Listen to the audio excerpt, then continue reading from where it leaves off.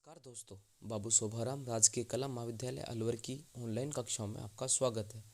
मैं डॉक्टर सुंदर बसवाल, सहायक आचार्य इतिहास कला संस्कृति विभाग, आज आपसे प्राचीन भारत का इतिहास विषय में संगम युगकालीन समाज में स्त्रियों की स्थिति विषय पर चर्चा करूंगा।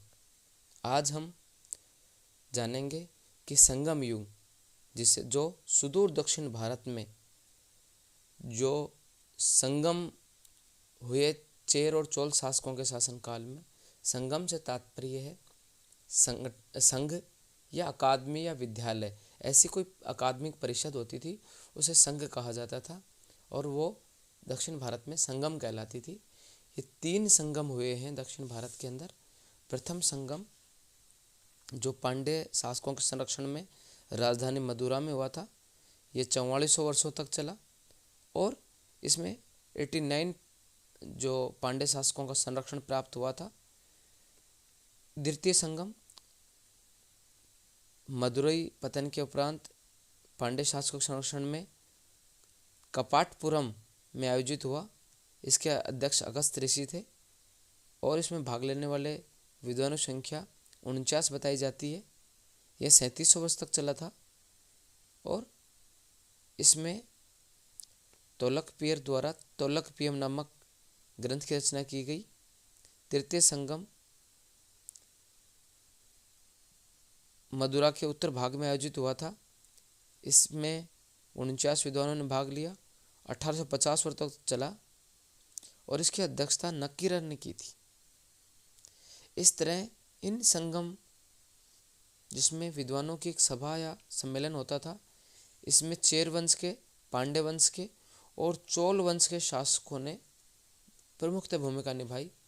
इन संगम सम्मेलनों में मुख्यतः विद्वानों द्वारा समाज, धर्म, संस्कृति, अर्थव्यवस्था और तत्कालिक समाज में चल रही रीति रिवाजों और परंपराओं और आचरणों, प्रथाओं पर चर्चाएं होती थी और उस समय जो लेखन संबंधी, साहित्य संबंधी रचा गया, उसका भी इन संगम साहित्यों में चर्चा होती थी। आज हमारा जो विषय है वह है संगमकालीन समाज में स्त्रियों की स्थिति कैसी थी। इन ग्रंथों के माध्यम से तोलक जो पीएम है, जो तिरुवल्लर के ग्रंथ हैं, अगस्त ऋषि के जो ग्रंथ हैं, मणिमेखलई है और अन्य जो इस काल में जो ग्रंथ लिखे गए हैं, उन ग्रंथों के माध्यम से हमें स्त्रियों की स्थिति के बारे में क्या जानकारी मिलती है। दोस्तों, आज हम इस पर चर्चा करेंगे। समाज की सही स्थिति का ज्ञान संगम साहित्य से नहीं होता।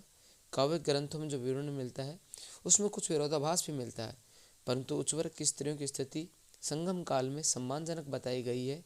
वे ललित कलाओं में दक्ष होती थी। शिक्षित होने के कारण वे मधुर व प्रभाव उत्पन्न कविताएं रचती थी। पुरुषों के साथ कविता पाठ करती थी। घर की 4 दीवारी में बंद न रहकर वह बाहर भी जाती थी और कई जगह सार्वजनिक स्नानागारों पर वह स्नान भी करती थी। खेल कूदों में, मनोरंजन में भाग लेती थी। विवाह को वे एक पवित्र धार्मिक संस्कार मानती थी। यह आर्यों की भांति यहाँ भी विवाह संस्कार संपन्न होते थे। संभवतः संगम युग में पान सुपारी का शौक चालू हुआ था, परंतु संगम शासन काल में विधवा स्त्रियों की जब हम स्थिति का अध्ययन करते हैं तो पाते हैं कि जीवन बड़ा ही करुणाजनक होता था। युद्ध में पति के मर जाने के बाद वे हरी सब्जी खाना, ठंडे पानी से नहाना छोड़ देती थी। आभूषणों का परित्याग करना पड़ता था। बाल बनाने के स्थान पर बाल मुंडवा दिए जाते थे। उन्हें सती होने के लिए भी कहा जाता था, पर बाध्य नहीं किया जाता था। मणिमेखले के लेखक शीतले सत्यनारायण कहते हैं कि सच्ची पत्नी वही कहलाती है जो पति की मृत्यु के बाद जलती चिता में प्रवेश कर जाती है। खासकर यह प्रथा राज परिवारों में प्रचलित थी। उनको सादा जीवन व्यतीत करना पड़ता था। सधवा पतिव्रता स्त्रियों को समाज में सम्मान था। उनका जीवन ठीक ठीक था। आदर्श पत्नी की तुलना कणगी से की जाती है। स्त्री समाज में गणिकाओं को व वेश्याओं का एक वर्ग होता था। नर्तकियों को समाज में आदर था। इस तरह इस संगम युगीन शासन काल में महिलाओं की जो स्थिति थी वो जो उच्च वर्ग की जो महिलाएं थी उनको समाज में सम्मानजनक स्थिति थी।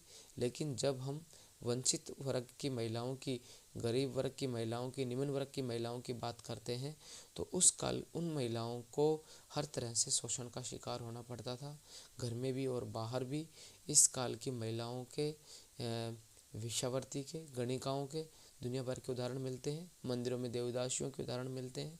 इस तरह से इस काल में महिलाओं की स्थिति, वो भी गरीब महिलाओं की, निम्न वर्ग की महिलाओं की स्थिति सम्मानजनक नहीं थी। उन पर दुनिया भर की नियोक्ताएं लाद दी गई थी। उनको एक तरह से घर की चार दीवारी में बंद कर दिया गया था। उनकी शिक्षा का कोई प्रबंध नहीं था, उनके पढ़ने लिखने की कोई व्यवस्था नहीं थी। इस तरह वो अपने जीवन के धार्मिक संस्कार करने भी वंचित रह जाती थी और उनका इहलोक के साथ परलोक का भी जीवन का जो तालमेल था वो गड़बड़ाया हुआ था। उनको अधिकतर संस्कार करने में उनकी पाबंदी लगाई गई थी। इस तरह वो बचपन में पिता के अधीन, जवानी में पति के अधीन और बुढ़ापे में पुत्र के अधीन रहती थी। संगमकालीन स्त्रियों में के सामने इतनी समस्याएं और शोषण का शिकार होना पड़ता था कि सबसे बड़ी बात तो उनकी शिक्षा व्यवस्था के भी उनकी कोई व्यवस्था का पता नहीं चलता है। हाँ, हमने देखा कि उच्च वर्ग की जरूर महिलाएं शिक्षा संबंधित उनको सभी ललित कलाओं में वो भाग लेती थी। लेकिन बात जब हम महिलाओं की दूसरे वर्ग की करते हैं, जो बहुसंख्यक वर्ग था, उन महिलाओं के लिए इस तरीके की एक शोषणकारी व्यवस्था समाज में प्रचलित थी। ये हमें मणिमेखलाई से पता चलता है और जो शिल्पादिक्रम नाम का जो महाकाव्य है उससे भी हमें इस प्रकार की जानकारियाँ मिलती हैं।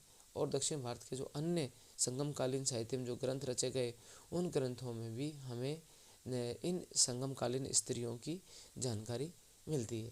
दोस्तों, इस तरह हमने जाना कि किस तरह संगम युगीन समाज में जो उच्च वर्ग के साथ निम्न वर्ग की महिलाओं के साथ में जो दोयम दर्जे का व्यवहार किया जाता था, उसके हमने अभी कुछ बिंदुओं पर चर्चा की। धन्यवाद।